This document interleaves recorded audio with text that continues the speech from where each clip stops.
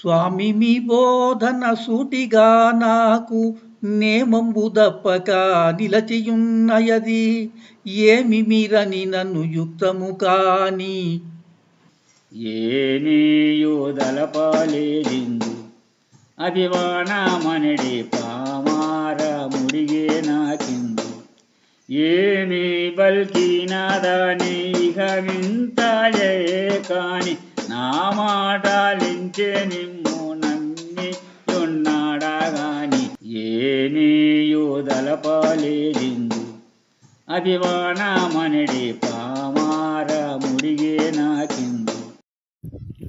జై నిజ గురుభ్యో నమ. జై అమలాంబ సమేత అనుభవానంద రాజయోగేంద్ర ప్రభుస్వాముల వారి దివ్య చరణార విందములకు ద్వాదశి వందనములు సమర్పించుకొనుచు శ్రీ గురు బాలరామస్వాముల వారిచే విరచితమైన ఆవరణ విక్షేప రూపశక్తిద్వయ నిరాసకంపైన శుద్ధ గుణతత్వ ద్విపదార్థ దురువుల యందు ఈరోజు మనం 42వ ద్విపదార్థం ఏకవింశతి ద్విపదార్థముల ద్వారా అచల బోధ అవగాహన కావించారు శిష్యునకు గురుదేవులు. అంతా ఆశాంతము వినినటువంటి వాడై ప్రాగార్థ చరమార్థములకు సంయోగమైనటువంటి బోధను ఆకలింపు చేసుకున్నటువంటి శిష్యుడు గురుదేవునితో విన్నవించుకుంటూ ఉన్నాడు. అయ్యా గురుదేవా, స్వామి మీ బోధన సూటిగా నాకు నేమంబు దప్పక నిలచియున్నయది ఏమి మీరని నన్ను యుక్తము కాని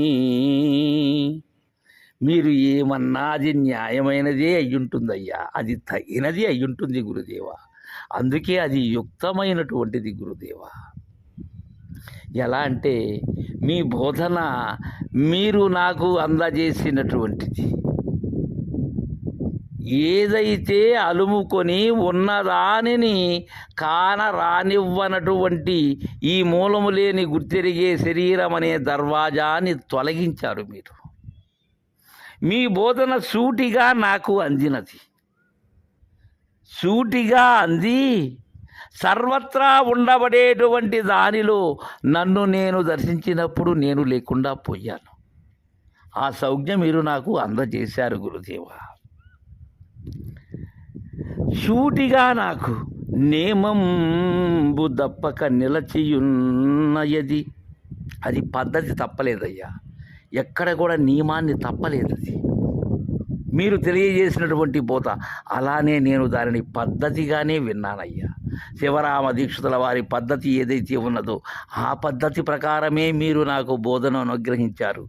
అదే పద్ధతితో నేను మీరు చెప్పేటువంటిది ఏదైతే ఉన్నదో ఆ గోప్యం ఏదైతే ఉన్నదో ఆ త్రిమంత్ర గోప్యాన్ని దర్శించినప్పుడు అది నియమంబు తప్పక నిలిచి ఉన్నదయ్యా. అది మీరు ఏమన్నా అది న్యాయమే అయి ఉన్నదయ్యా, అది తగినదే అయి ఉన్నదయ్యా. ఏమి మీరని నన్ను యుక్తము కాని ఏమీయు దళపాలేదిందు అభిమానమనడి పామారా ముడిగే నాకిందు. ఎక్కడ ఉడికిపోయింది నా యొక్క పామరత్వము, నా అభిమానము? ఎందు ఈ 12 అక్షరములలో ఉడిగిపోయిందయ్యా. అది ఇక తలపు అనేది లేదయ్యా. ఏమీ తలచేందుకు తలపేందుకు ఏమీ లేదయ్యా. ఇక్కడ ఏమీయు దళప లేదిందు, ఇందేమి తలపను, ఏమి పలుకను, ఏమున్నదయ్యా అందులో? కనబడేటువంటి దృశ్యము ఏదైతే ఉన్నదో అది శూన్యమైపాయా మీ సంజ్ఞలు. మీ కరుణామృత దృష్టితో అది సూటిగా అందాను కదా. ఇక తలచేందుకు ఏమున్నది? అభిమానము అనబడేటువంటి పామరం, ఆ పామరత్వం ఉడిగిపోయిందయ్యా నాకు. ఎక్కడ ఉడిగిపోయినది? ఇందు అంటే ఎందు? గురుదేవులు దయచేసినటువంటి సంజ్ఞలు, ఈ పరిపూర్ణములో, ఈ బట్టబయలులో. ఇక్కడ అభిమానము అనేటువంటిది అంటున్నారు. అభిమానం అంటే ఏంటి? ఇక్కడ అజ్ఞానమే అభిమానం, తెలియని ప్రేమతనమే అభిమానం, ఇంకా ఈ ఆత్మ మీద ఉన్న గౌరవమే అభిమానం. ఈ ఆత్మానాత్మల మీద ఉండబడేటువంటి గౌరవం ఏదైతే ఉన్నదో, అది శాశ్వతం అనేటువంటి భావన ఏదైతే ఉన్నదో, అది అసలైనటువంటి బాలరామ పండితుల వారు చెప్పినటువంటి అభిమానం. ఆత్మ గౌరవమే అభిమానం. అదే అహంకారంగా మార్పు చెందుతుంది. అది అభిమానం అనేటువంటి పామరం. ఏంటంటే పామరం అంటే ఈ తెలియమితనం ఏదైతే ఉన్నదో, ఎప్పుడు తెలియమితనం ఉంటుంది నిశ్చయించుకునేటువంటిది ఏదైతే ఉన్నదో, ఈ అగ్ని ఆకాశముల కలయిక అయినటువంటి బుద్ధి ఏదైతే ఉన్నదో, ఆ బుద్ధి లేమి అయి ఉండటమే పామరం.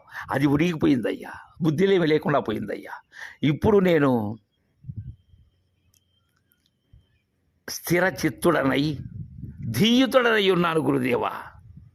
అందుకే పామరముడికి నాకిందు ఏమీ బల్కినా దాని ఇహ మింతాయే కాని నా మాటలింతే మిమ్ము నమ్మియున్నాడా గాని ఏమీయు దలప లేదిందు.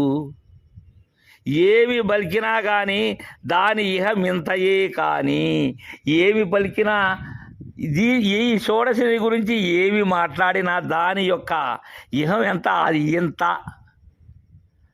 దానిలో ఎక్కడా కానరానంత. అయితే నా మాటలు ఇంతే. ఎంత? నా మాటలన్నీ లేని మాటలే.